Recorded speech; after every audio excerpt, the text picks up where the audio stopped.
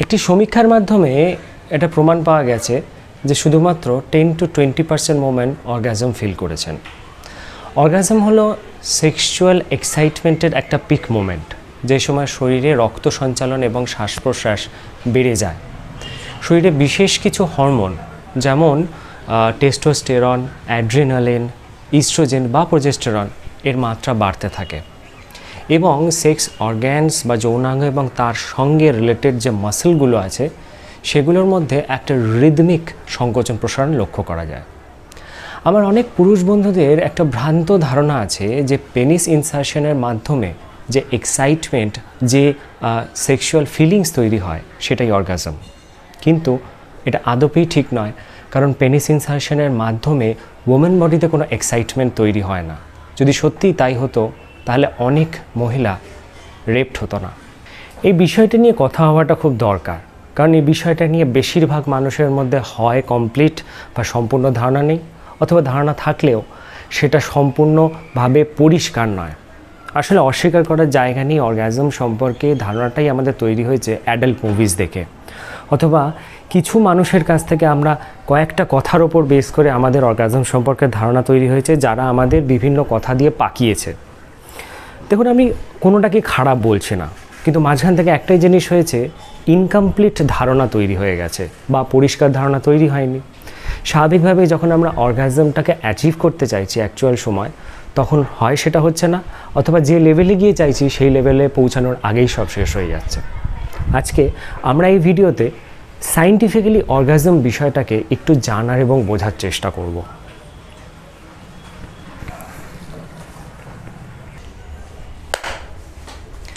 Orgasm এই বিষয়টা কিন্তু সেক্সুয়াল এক্সাইটমেন্ট বা যৌন উদ্দীপনার সঙ্গে সম্পর্কযুক্ত। এই বিষয়টাকে অনেকে চরম সুখ বলে থাকে। সেক্স এই বিষয়টা কিন্তু অলওয়েজ বেবি প্ল্যানিংয়ের সঙ্গে সম্পর্কযুক্ত নয়।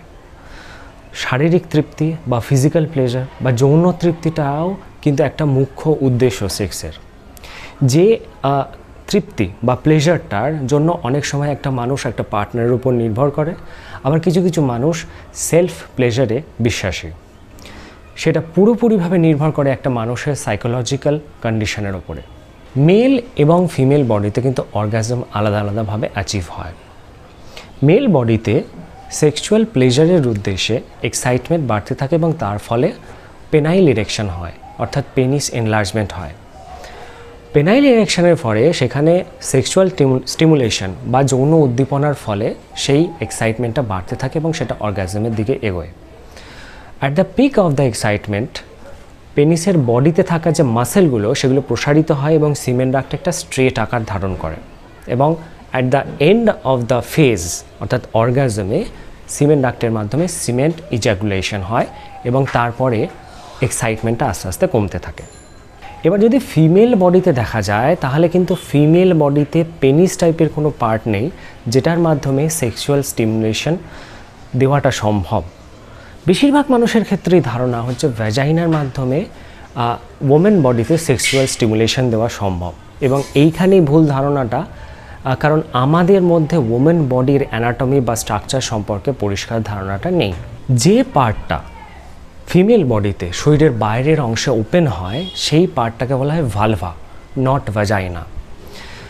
ভালভা যদি ভালোভাবে স্ট্রাকচারটা বা অ্যানাটমিটা দেখা যায় তাহলে একদম মাঝামাঝি যেখানটা থাকে সেটাকে বলা হয় ইউরেথ্রা, যেখান দিয়ে ইউরিন পাস হয়।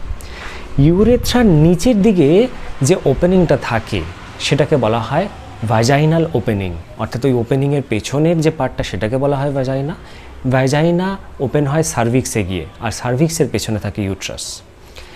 এখন এই যে ভ্যাজাইনাল ওপেনিং এবং তার উপরে চলে গেল ইউরেথ্রা, অর্থাৎ যেখান থেকে ইউরিন পাস হয়, তার ঠিক ওপরে যদি দেখা যায় তাহলে ছোট্ট একটা দানার মতন একটা অংশ থাকে যেটাকে বলা হয় ক্লিটারাস বা ক্লিটারিস। এই ক্লিটারিস এই পার্টটা বা ক্লিটারিস এই পার্টটা দেখতে ছোট হলেও অ্যানাটমিক্যালি বা স্ট্রাকচারালি যথেষ্ট বড় এবং যথেষ্ট গুরুত্বপূর্ণ। এবং এই ক্লিটারিসটাই ফিমেল বডিতে মেল বডি পার্ট পেনিসের কাউন্টার পার্ট। আই রিপিট, যেটা অনেক মানুষের জানা নেই, ক্লিটারাস ফিমেল বডিতে ক্লিটারাসই কিন্তু মেল বডি পার্ট পেনিসের কাউন্টার পার্ট, মানে একই রকম কাজ করে। অর্থাৎ যেটাতে সেক্সুয়াল এক্সাইটমেন্ট দেওয়া সম্ভব বা সেক্সুয়াল স্টিমুলেশন দেওয়া সম্ভব, যার ফলে সেক্সুয়াল এক্সাইটমেন্টটা বাড়তে পারে। ওমেন বডিতে অর্গাজম দুভাবে অ্যাচিভ হতে পারে। প্রথমত হাত বা ভাইব্রেটরের মাধ্যমে ক্লিটোরাসে স্টিমুলেশনের মাধ্যমে, অথবা অনেক ক্ষেত্রে ওরাল সেক্স অনেকে প্রেফার করে। এছাড়াও আরেকটা পদ্ধতি হচ্ছে পেনাইল ভ্যাজাইনাল ইন্টারকোর্স, বা যেটাকে আমরা সেক্সুয়াল ইন্টারকোর্স বলে থাকি। পেনিস ইনসারশনের ফলে এই ক্লিটোরাসের মধ্যেও কিন্তু স্টিমুলেশন হয়। ভ্যাজাইনাল যে প্যাসেজটা থাকে সেখানে একটা কন্ট্রাকশন হয়, সেটার যে প্রস্থটা বা সেটা অপেক্ষাকৃত সরু হয়ে যায়, যার ফলেও কিন্তু ক্লিটোরাসের উপর চাপ পড়ে এবং ক্লিটোরাসের সেক্সুয়াল স্টিমুলেশনটা তৈরি হয়। একই সময় সেক্সুয়াল এক্সাইটমেন্ট বা প্লেজারের জন্য পেলভিক এরিয়াতে যে মাসেলগুলো থাকে সেখানেও কন্ট্রাকশন লক্ষ্য করা যায়। ডেফিনেটলি পিভিআই বা পেনাইল ভ্যাজাইনাল ইন্টারকোর্সের আগে সেক্সুয়াল এক্সাইটমেন্ট বা সেক্সুয়াল অ্যারাউজাল, যৌন উদ্দীপনা দরকার হয়, এবং সেটার জন্যেই বা সেটার ফলেই এই যৌন উদ্দীপনা বা অ্যারাউজালের ফলেই বডি ইন্টারকোর্সের জন্য রেডি হতে পারে। না জানি এই অজ্ঞতার জন্য কত মেয়েরা বিয়ের পরেও হাজব্যান্ডের কাছে রিপিটেডলি রেপড হয়েছে। ডেফিনেটলি অর্গাজম অ্যাচিভ করার জন্য অলওয়েজ পার্টনারের প্রয়োজন হয় না, because it's all about pleasure. এখন অনেকে মাস্টারবেশন বা সেলফ প্লেজার এই ব্যাপারটাকে সাপোর্ট করেন না, ভালো নয় বলে মনে করেন, ঠিক নয় বলে মনে করেন, কিন্তু it's biologically okay. But repeated self pleasure কিন্তু আমাদেরকে শর্ট টাইমে পিক মোমেন্ট বা পিক এক্সাইটমেন্ট বা অর্গাজম বা পিক প্লেজারে অভ্যস্ত করে দেয়, যার ফলে অ্যাকচুয়ালি পরবর্তীকালে গিয়ে সেক্সুয়াল ডিসফাংশনটা তৈরি হয়।